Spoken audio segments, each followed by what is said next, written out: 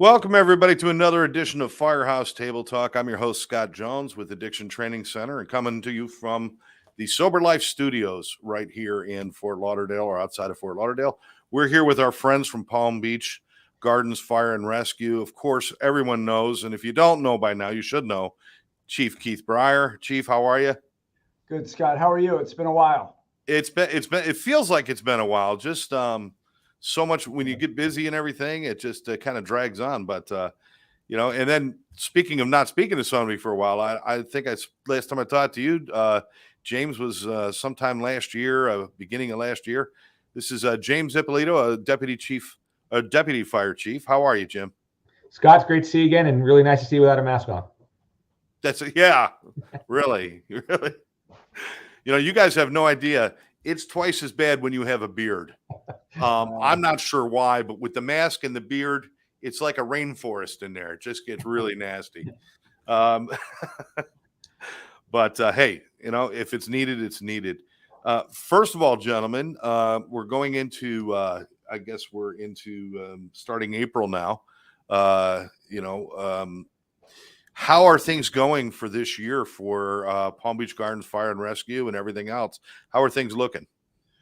Well, we're busy. Last year, 2022 was the busiest year we've had. We ran almost 14,000 calls. So it's getting busier. It seems like I think the statistics are 1,000 people a day come to Palm Beach County. And it seems like most of them are coming to Palm Beach Gardens, which is a good thing. But there are some challenges with that. But on the brighter side of that, we're opening up a new station. We just hired 21 people. We're going to train them for about a year by the time the station opens. So there's a lot of exciting things happening, a lot of growth. So there are some good things as well. That's fantastic. We've mentioned this before. Is there room for people who are interested in getting into fire service to come and apply right now? There actually is. So we're seeing a little bit of a decrease of people that are applying to both the Fire Academy and paramedic school. So, if people are out there and they're interested in a career and they think this might be something for them, I would encourage them, go by their local fire department, talk to some of the firefighters, do some ride time. One of the things firefighters like to do is love to tell you about their job, and how important it is to do public service. So if you're interested, then just pop by Firehouse and ask somebody and talk to them. I'm sure you'll get somebody to talk to you for hours if you wanted to. But right now is a good time. Absolutely. Jim, you want to add anything to that as far as, if people are interested in fire service, what spin would you like to put on that? It's the perfect time. If you talked to us 8 or 9 years ago, it'd be extremely challenging. We have thousands of people applying for just a handful of jobs.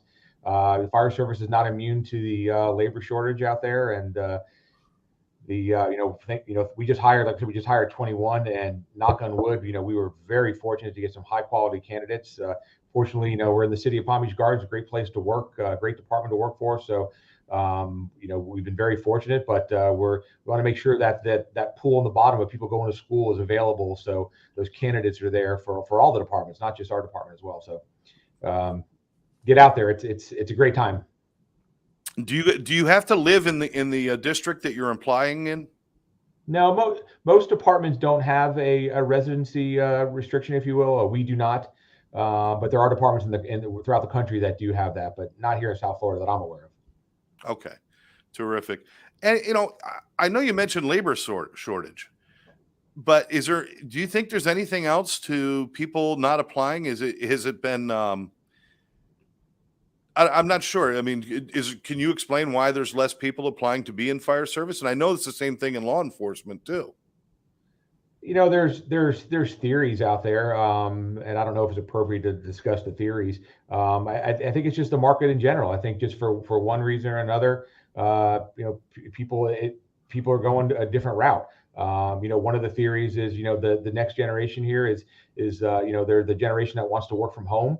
The generation that wants to make money off of TikTok and social media and not get out there and actually get your hands dirty a little bit. But like I said, fortunately, as much as we've been hearing these theories and these rumors out, we've got some fantastic young people from that generation that do want to get out there, do want to make a difference, do want to help the community, and they're just as they have just much heart and soul into the job that we did when we started. So that's the encouraging part. So we have not seen it to the point where we're concerned yet, but we want to keep on getting out there and encourage people to get into the programs, get into the schools to make sure that base of candidates is available throughout the community.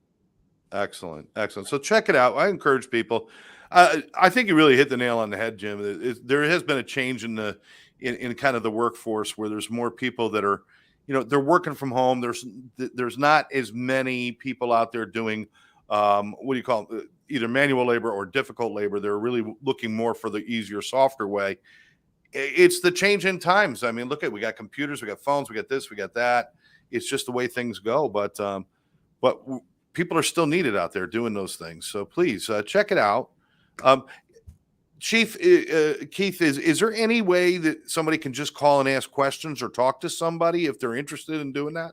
Absolutely. If they were to call our offices, actually, to be honest, I probably meet maybe 2 to 3 times a month with people that are just interested in hearing. And I think most fire departments, but if they were to call any fire department main number or just go by the Firehouse, there would be somebody there would be interested in speaking with them and doing that. Somebody did it for me. It's a pay it forward thing. And I think most firefighters feel the same way. Excellent. So ask about it. And it kind of got off where we were going to go with the topic, but I think it's important for people to know there's opportunities out there to really get involved. If you are community oriented and you really want to do something that makes a difference, the fire service and the emergency services are a really good place to start. And of course, you couldn't meet better people than I've met at Palm Beach Gardens. You guys are fantastic. Thank you.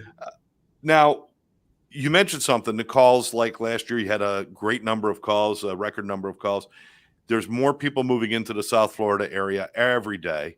They're just kind of flooding the area. Again, that's great. It's wonderful. But that creates even more hazards out on the roadways than maybe we had years ago, because almost every road you go on is congested, whether it's 95, the turnpikes, or even the beach roads or Dixie Highway. There's always something going on those roads. Are you finding that that's where the majority of your problems are occurring is road accidents? A large majority of our call volume are car accidents, for sure. And there's a couple with this increased congestion that you see. Not only are you seeing more accidents, but it also a lot of times slows down our response time. So depending on different times of the day, it might take us a little longer to get to a call based on people, commuting back and forth to work. So we have seen an increase. Car accidents are always kind of one of the things we see on the emergency services side of that. But they're definitely one of the more common calls that we see, for sure. Now, you made a good point. Before we even talk about like safety on the roads and everything, you guys just getting to the accident can be quite a task, especially if it's going to occur on 5 o'clock on a Friday afternoon, which it seems like that's a popular time to have an accident. Roads are congested. What's a good rule of thumb? Maybe you can help me with this, Jim. If I'm sitting in a ton of traffic and all the lanes are full and I see or I hear there's a ambulance or an emergency vehicle or a fire truck coming towards me, I don't know which way to go because there's 4 or 5 lanes all full of traffic. How do they best get out of your way when there's a situation like that? Well, the rule of thumb is to move to the right. That's always been the rule of thumb. But, you have to kind of, if you hear the sirens and you see they're behind you, you have to kind of look at your surroundings to see, is there a path already for that emergency vehicle to pass? So, for example, if you're at a stoplight and, traffic is 6, 7, 8 cars deep, but you see the far right turn lane is open, don't turn to the right and then block that one exit path we have. And now we're stuck in the middle where we can't move anywhere. So if you see a path, stay where you're at. We'll adjust and move around, but it's a case by case basis because it's every time we enter an intersection, it's a little puzzle and a challenge and some rapid thinking by the driver of what is the best way I'm going to get around this to safely enter that intersection to pass it. So we really kind of, if I'm hearing you right, I mean certainly if there's move to the right, if there's room, that's a standard. but if there's not room, you got to use common sense. And if there's an open space, let them have that space. I get that. Yeah. We see this a lot, like at traffic lights and stuff, where the easiest way to get out of the way is to kind of move out into. But if you're at a red light, are you allowed to move out and get out of the way at a red light, or do you No. supposed to? Go ahead. Sorry, I didn't interrupt you.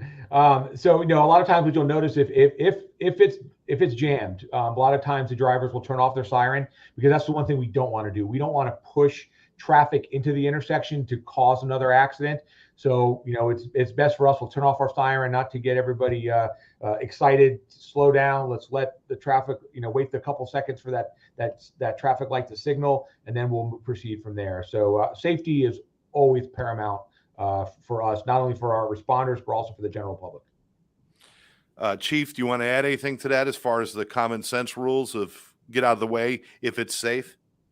Yeah, well, and when you're doing so, make sure you're not causing other problems for other people. Like Chief Ippolito said, if we come up on that intersection and it's at a red light and it's congested like that, our drivers will shut everything down so everybody can proceed safely. Yeah.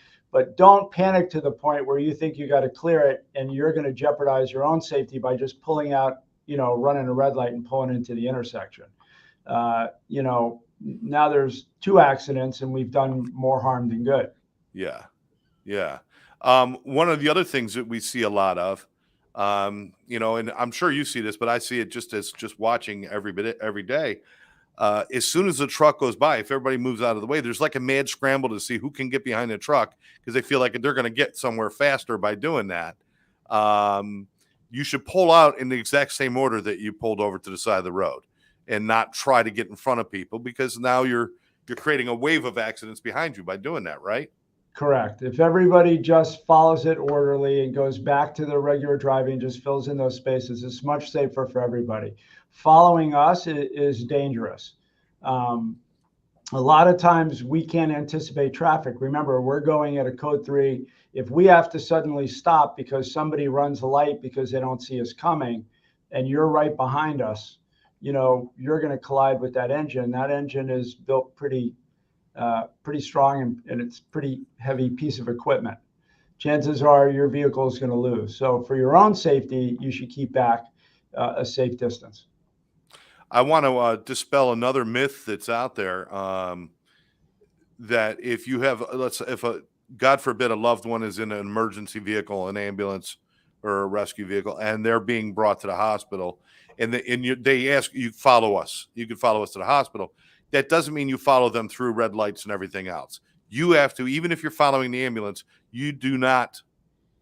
I mean, the ambulance, if it goes through the light with the sirens, you do not follow it through the light, correct? Correct. And in fact, we don't tell anybody to follow us. We tell them we'll meet you at the hospital. I think that's what I meant. Yeah. Right. Yeah. But we tell them, because there is a difference. If you say to somebody, follow me to the hospital, they will follow you and they will run the red lights. What our drivers typically do is say, listen, right now we're going to go ahead. We'll meet you at the hospital. You go slow, follow all the laws. We'll see you there, your loved ones in good hands, and we'll meet you there at the emergency department. Don't follow us, because they literally think that they can follow us, and that's a problem. Excellent. I wanted people to know that, because I've seen that happen a lot, where we understand they're concerned and they're upset. Sure. And everything, but even in that state, you certainly should be driving much more careful, not Absolutely. Trying to keep up with the ambulance. So they'll be there at the hospital waiting for you. I mean, exactly. They got their things to do. Now, gentlemen, I'm going to put you on the spot here, because I tell you what, we can go. I think probably 9 out of 10 people would say that what's the worst thing about in the cars and everything else, and a lot of people say drunk driving, because that's always been a focus and stuff. Although that is an issue, certainly that is an issue. There's a lot of other things out there that are causing accidents, distractions, and not obeying the rules, and speeding and things like that. What do you see as some of the top reasons that we're having problems on the road? Distracted driving. Besides impairment, distracted driving, and they're essentially, I don't want to say they're one and the same, but they're related. Your eyes and your mind is not in the defensive mode into driving and watching your surroundings and watching what you're doing. It's with your phone, your texting, your email, and you would be amazed on how long, when you're texting or emailing someone while you're driving, how long your eyes are not on the road because you get focused on that device, and that's where things get very, very dangerous. So that is a leading cause of a lot of serious accidents now, is that distracted driving. Unfortunately, it's not just texting; it's eating, it's putting on makeup, it's shaving, it's anything else that people want to do besides do what they're supposed to do, is drive that vehicle and be aware and anticipate the move of every other driver on that road. I would imagine there's even situations where even in conversations on the phone, if there's heavy traffic, you probably should just be paying attention and not even having those conversations, because a regular phone conversation distracts people. I think that's enough to distract somebody, right? Yeah, not only heavy traffic, but just driving in general, but especially when the weather is bad too. These are the times where your focus doesn't need to be on the phone, and it needs to be focused on that road and making sure that you're safe, and everybody that drive around you is also safe. Now, it is illegal to text and drive. Is that correct? I believe so in the state of Florida. Yeah, I'm not a law enforcement officer, but I believe it is in the state of Florida. Yes. Yeah, I Chief, can you believe confirm that? Yeah, I believe that law was passed several years ago. Yeah. Yeah. And there's reason for it. They're not trying to be controlling or anything. Texting, you're right. I think that people don't realize, I know that in my case, I've been traveling somewhere and I got distracted by something. And it might have been a thought in my head that had distracted me. And all of a sudden I realized I haven't been paying attention the last half mile or something. We're all capable of that. That happens to us. What are some good rules of thumbs to stay alert when you're driving, or maybe things to avoid so that you don't drift and do those kind of things? There's a lot of technology. A lot of the technology can help with that type of stuff. Just to even remind you, a lot of the phones now, there's settings on Android and Apple phones where when you're driving, the phone can sense that you're driving, and it won't even alert you that you have a text message or you have an email. So things like that, if you set that up because you want to do the right thing and you're not distracted or I don't want to say the word trick, but you get caught up into using the device because you just have to answer that message. It can wait. We went many years without texting and email at our disposal, and society and life moved on without it. So if you absolutely have to answer that text or an email, whatever it is, pull over, handle the message, and then continue to drive. Absolutely. Chief, are we seeing speed as being a problem as well? Because it does seem that there's times when 95 and the turnpike seem like the Autobahn, Is speed been a problem as well? Absolutely. And I think, speeding increases your chances of getting into an accident, certainly, maybe tenfold, especially now. And I'm sure you've seen it, is that one single motorcycle driver that's weaving in and out of traffic, going 100 and something miles an hour on the road. Not only is he a danger to himself, but other people are going to react to him, which could cause them to also have an accident. So speeding is definitely a factor for sure. Especially if you lose control of your car. If you do it at a slower speed, you can anticipate stopping better than if you're speeding. So, those laws are in place for a reason. And now what you're seeing is the traffic is so congested and everybody's in the hustle and bustle of their lives. And they're angry and frustrated when they have to stop. So they're trying to make up that time, right? So they're doing it by speeding. And by doing that, they increase the risk of getting an accident and hurting themselves or somebody else. I've got to mention the motorcycles, and this is a personal thing for me because I've been riding motorcycles since I could walk, and I see the disrespect that people show the bikes. I'm not talking about other drivers. I'm talking about the bike riders themselves to ride between vehicles and down the dotted lines and to go around them when there's traffic. This is dangerous. And you're right, Chief, because if it's just a matter of they're going to hurt themselves, that's fine, but they're going to hurt somebody else. Absolutely. Somebody else is going to react. They're going to see this bike come out of nowhere, especially some of these screaming bikes that are really loud. They come up and they scare people. They jerk the wheel. Now you got a whole family that's suffering instead of one guy. Right. So please, if you're a motorcyclist, treat the motorcycle with respect. And if you're a driver, look out for the bikes. But Jim, with the weather down here and stuff, I don't think people really pay much attention. Do you notice that there's still a problem with people not taking care of their tires properly? Yes, bald tires and improperly inflated tires are also a major cause of accidents as well. That tread in your tire is there for a reason. Those wear bars are there for a reason, and it's to tell you that the engineers, when they built that tire and they tested that tire in all different weather conditions, they assumed there'd be that much tread in the tire, so the water has some place to go. If you don't have that tread, you're essentially hydroplaning on the vehicle, and you don't have that grip onto the road. So if you do need to stop short or make an evasive maneuver, you're not going to have the control on that vehicle that you do in a dry circumstance. So maintenance on your vehicle is very important. They may not be thinking about it because we don't have ice on our roads and snow on our roads, but I'm not sure people understand that a quarter inch of water can hydroplane a truck. If the tires don't have channels and if they're not properly maintained. Also, I wanted to talk a little bit about lots of school buses and things like that.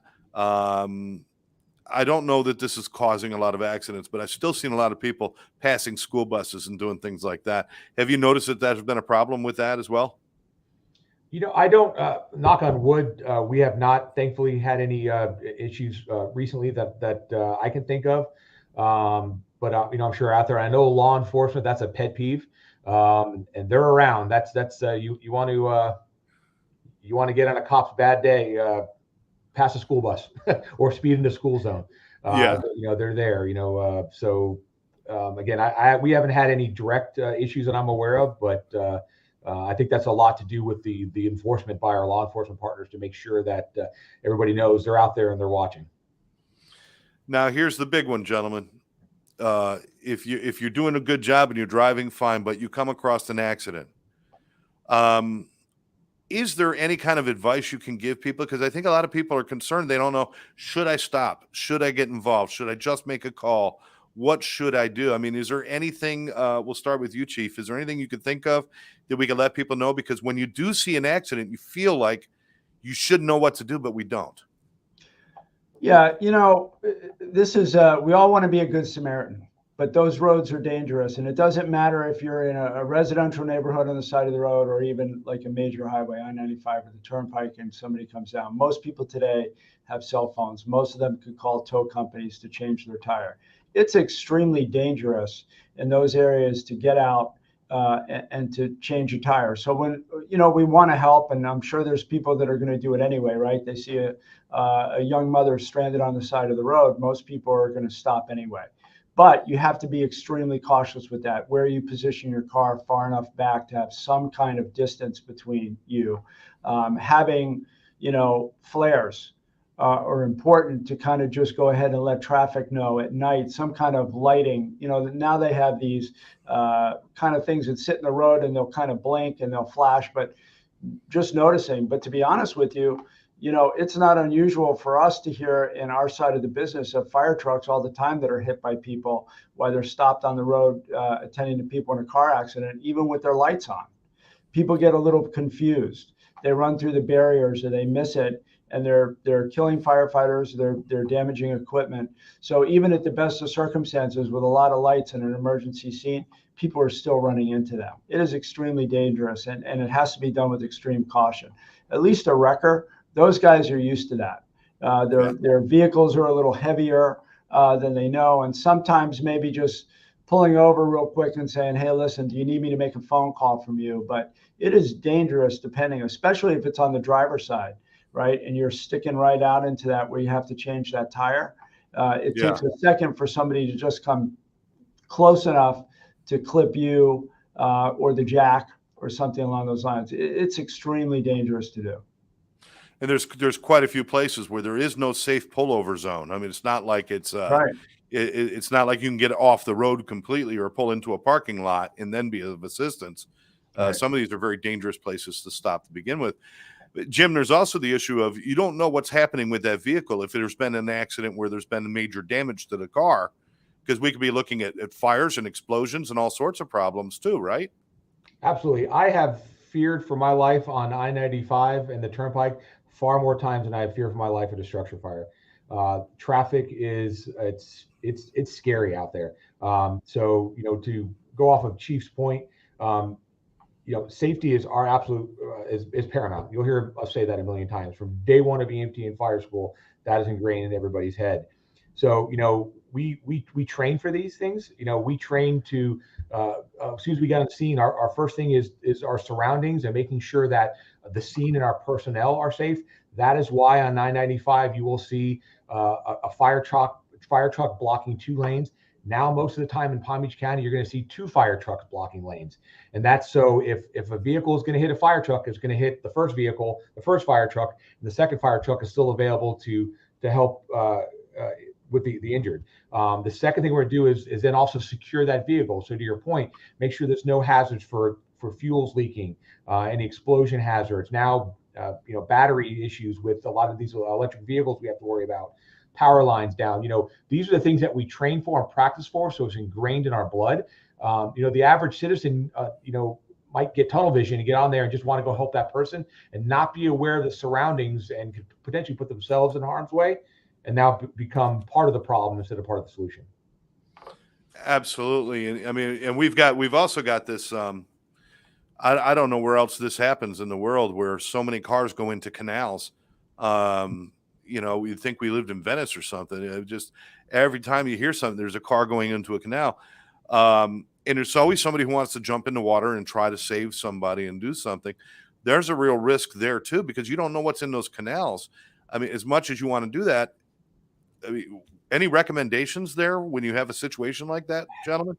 Everybody's going to have to, know their own capabilities and limitations on what they're able and not able to do. But whatever the situation, they have to consider their own safety first. That has to be the priority with everything. Whether or not you get involved, I don't think, every situation is different and every person's different. That has to be I'll never tell somebody not to assist, but I'm also not going to tell you to assist as well. If you're an ex-Navy SEAL, it's going to be a little different than the average person who's not having any type of training that's going to be able to jump in and assist. It wasn't that long ago. We had a young man who went in to help somebody in a canal. And I mean, God bless him for having the concern to try to help somebody, but he didn't know how to swim. And he went into a canal to assist somebody and he drowned. Yeah. So I guess you're right. Look at your own capabilities. If you can't swim, don't attempt to help a water rescue. Right. And just like that, if you're not sure what's going on with that car, don't approach it because all sorts of issues can happen as well. I wanted to point out one last thing, and then we could certainly wrap up with whatever you'd like, but be patient on those roads because there are accidents. There are so many people. You guys end up on that highway probably more times than you want to, whether it's any highway or major road. You're there more than you want to be. But when you're blocking off those lanes and there's the huge backup and people are getting upset, you're not doing that to piss people off. You're not doing that because you're having fun. You're doing that because you got a real job to do, and this is important stuff. And we can ask people to be patient. Chief, am I on the right path here? Yeah, absolutely. One of the things we like to do, and one of the things that, depending on where it is, whether or not it's local law enforcement or state troopers, they like to get traffic flowing as soon as possible. So everybody has to understand we're there just long enough to mitigate the scene, get the patient, do what we ever have to do. So a lot of times we have to extricate somebody, and that can be a little drawn out process, right? If they're a trauma patient, maybe the helicopter is going to land to go ahead and take them to a trauma center. So there's a lot of things going on. The sooner we can get the patient free, treated, or packaged up, we're out of there. We don't want to go ahead and delay traffic any more than we need to. And that's always a priority, especially for law enforcement, is to get those lanes open and start moving again. But if we're not moving and it's locked up and there's gridlock, there's a good reason for that. It means that, we're attending to the patient. We're cutting a patient out of the car. We're setting up a landing zone for the helicopter. There's always a reason for that. Absolutely. And again, I'm appealing to people because I've seen so many people become irritated and angry and impatient when those things happen. Is what if it was your son or daughter or your mother or father or your husband or wife who is being extricated or something, or is being assisted?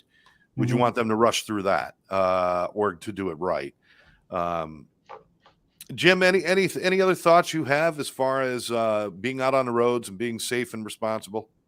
The only thing I'd probably touch on is, there seems to be a growing epidemic with road rage, and situations that are not ending in a great manner. And I think I would encourage everyone, when you have these situations and something upsets you on the road, even if it's the other driver upset with you, don't engage. Let it go. It's not worth it, because if there's somebody out there that may not be in the right frame of mind, that is looking to make something a bigger deal than it is, your reaction can exacerbate that issue. It's better just to let it go and get to your destination and not be another statistic. Very good. Chief, follow up with that? Yeah. For those of you who have children, make sure your children are secured in a properly secured car seat. Make sure that they're not loose, jumping forth from the back to the front seat, and it becomes a distraction. They are safe. If you get into an accident, the safest place for that child is in a properly installed, properly sized car seat. Very important. I can't believe that should still even be discussed at this point, but apparently it's still an issue. And if somebody doesn't know how to do that, I do believe, correct me if I'm wrong, but you've got people that can help install car seats or tell people what to do or help them with that. Right. There's technicians, and it can be either the local police department or the local fire department. It just really depends on where you live. But those people have been specially trained. They've been through. Actually, the school is 80 hours. It's a pretty extensive school. Wow. But they will come. They will install the car seat. More importantly, they'll show how to install it. So if you have to take it out, move it to another vehicle, put it in your parents' car because grandma and grandpa are taking the kids for the day, but it's properly installed. If they're not properly installed, they're not going to have the safety features that they really need to have. So I would encourage anybody, during that 8 months of pregnancy, when you're going to deliver, before going, the time to get your car seat fitted is not 2 days after you've been home and you drove home without a properly fitted car. Go get that done early. Again, depending on where you live, it's probably going to be the fire department or the police department that will install those seats by appointment. From my own experience, I could let people know that, having 3 kids and multiple car seats at different times, if you put it in the car and you follow the directions, but it just does not feel stable or feel right, have somebody else check it out, because maybe it isn't. Yeah. It should feel stable and feel right. But if you're not sure, hey, you don't want to find out the day of an accident that you did it wrong. That's for sure. Exactly. That's for sure. Gentlemen, I appreciate your time as always. And let's hope that going into this year, that even though there's more people plowing down here, maybe we'll become a little more patient, a little more relaxed, and not be so aggressive on the roads. And God knows you guys, you have enough to do without silly mistakes causing loss of life and limb, right? Absolutely. Any final thoughts, gentlemen? Be safe. Take your time. You're going to get there. Speeding is only going to save you a couple minutes. Sometimes it's not worth it. Absolutely. Jim? Agreed. Be safe. Be safe. And gentlemen, as always, I want to thank you for your service and all that you do for the community, all that you do for everybody. We here at Karen, myself here at ATC, just are so mesmerized by your commitment to everything that you do, and we appreciate you for what you do. So thank you for that. Well, thanks, Scott. And again, thank you and ATC for everything that you guys do, as far as, when you're assisting our personnel or anybody fighting the good fight all the time. It's much appreciated. All right. Well, for Addiction Training Center and Sober Life Studios, I am Scott Jones, saying thank you to Chief Keith Briar and Deputy Chief James Ippolito. We'll catch you next time right here on Firehouse Table Talk.